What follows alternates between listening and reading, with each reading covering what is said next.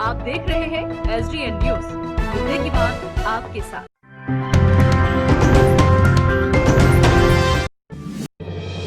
पूर्णिया में लगातार हो रही बारिश के कारण नदियों का जल स्तर बढ़ता ही जा रहा है। तटीय क्षेत्र हमेशा से बाढ़ प्रभावित रहा है। ऐसे में सबसे बड़ा प्रभाव बायसी अनुमंडल क्षेत्र में पड़ा है।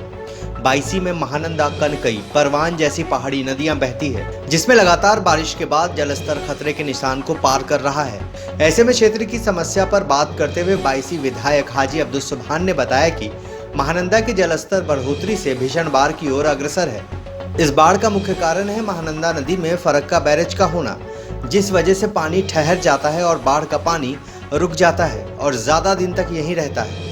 बीते कुछ साल में इसी नदी में चिस्ता बैरेज बनने से पानी का ठहराव और बढ़ गया है। ऐसा भीषण सैलाब हर बार आएगा। सरकार पर निशाना साधते हुए जमकर बरसे, कहा कोरोना काल में लॉकडाउन करके सबको बर्बाद किया, अब बाढ़ में भी सारी योजनाएं ध्वस्त दिख रही हैं।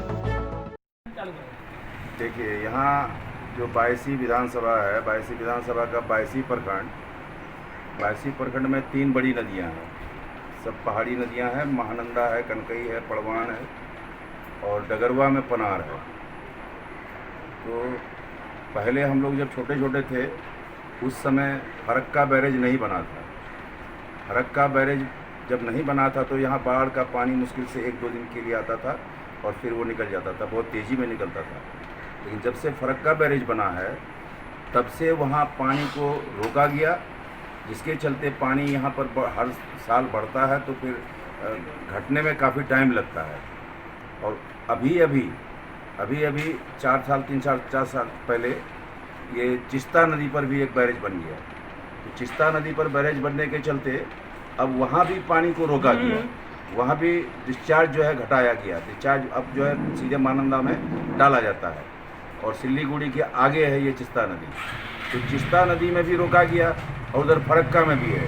तो अब हर साल यहाँ बाढ़ ठहरेगी। हाँ, हर साल बाढ़ जो है आएगा और बड़ा से बड़ा बाढ़ आएगा, छोटा नहीं, बड़ा से बड़ा। अभी बाढ़ का समय है नहीं, यहाँ अगस्त में नेचुरली बाढ़ आता है। अभी यहाँ जून में ही एडवांस इस बार जो है भारी बारिश के चलते बाढ़ आ गया। और सरकार की जो मंशा क्या है पता नहीं। यहाँ हमारे यहाँ कई गांव, कई पंचायत ऐसा है जहाँ से लोगों को निकलना मुश्किल है। नाव के बिना नहीं निकल सकता है, नदी ही नदी है। तो मीटिंग पर मीटिंग हो रही है, जिला में भी बैठक हो रही है और अनुमंडल में भी बैठक हो रही है, अंचल में भी बैठक हो रही है, लेकिन एक भी नाव की व्यवस्था आज के डेट तक सरकार ने नहीं किया है। अब वो करोड़ों रुपया अलग जगह में खर्चा कर रहा है, एक मीटिंग में 150 करोड़ खर्चा कर रहा है, लेकिन यहाँ एक नाव के लिए लोग तरस रहा है। ताराबाड़ी से निकलना लोगों को मुश्किल है, भिगनपुर से निकलना लोगों को मुश्किल है, हाथीबंधा से निकलना लोगों को मुश्किल है, हर जगह से निकलना लोगों को मुश्किल है। और जब सैलाब आएगी तो फिर सारा रोड कटेगा तो फिर FDR से वो बनेगा, लेकिन पुल नहीं बनेगा। 44 पुल का हमने प्रपोजल दिया। ये लॉकडाउन के चलते और सरकार की नीति के चलते ये सारा व्यवस्था पूरा चौपट हो गया, एकदम बिल्कुल लोग तबाह हो गए हैं। सर बताए, अभी सरकार लॉकडाउन के बाद ये जो जनता परेशान हो रही है, जो उन्हें भी पता है कि मानसून आएगा तो बाढ़ आएगा तटीय इलाके में, बावजूद इसके इस पर कोई ध्यान ना दे के फिर वो चाइना के ऐप पर उलझी पड़ी हुई है, इस पर क्या कहना है? देखिए, ये तो सबसे बड़ी भूल है लॉकडाउन। अब 500 जहाँ कोरोना पेशेंट था पूरे देश में, उस टाइम में आपने डोनाल्ड ट्रंप का प्रोग्राम कराया और 9000 लोग अमेरिका से आए ट्रंप के साथ, सबके साथ आपने गले मिला और उसके बाद ही आप जो है फिर आप लॉकडाउन करते हैं। तो 500 जब था तो लॉकडाउन कर दिए, आप सबको घर के अंदर डाल दिए और आज के डेट में 5 लाख से ऊपर हमारे यहाँ देश में कोरोना है। तो आज आप जो है अपना बिल्कुल सब कुछ खोले हुए हैं। आप बोलते हैं कि अनलॉक 1, अनलॉक 2 कल से शुरू होगा। क्या अनलॉक क्या होता है, ये आम आदमी के समझ से बाहर है। अनलॉक क्या है? अनलॉक का मतलब तो खुला होना चाहिए कि खुला है भाई, अनलॉक है, लॉक नहीं है।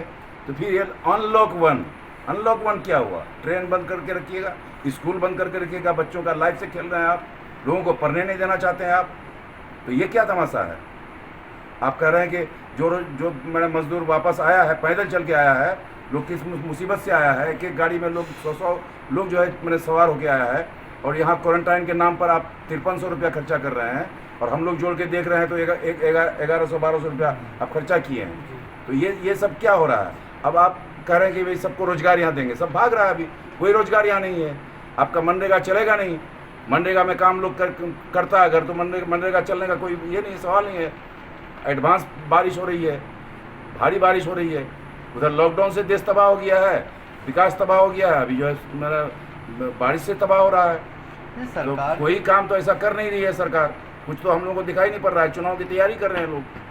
नहीं, सरकार जो लगातार दावे कर रही है कि प्रवासियों के लिए यहाँ पर पूरा रोजगार दिया गया, ऐसा कुछ दिख रहा है आप लोगों के क्षेत्र तो में? आप लोग पता कर लीजिए ना कि यहाँ मजदूर यहाँ जो बाहर से आया हुआ है उसको क्या रोजगार दिया है, क्या रोजगार दे सकती है सरकार?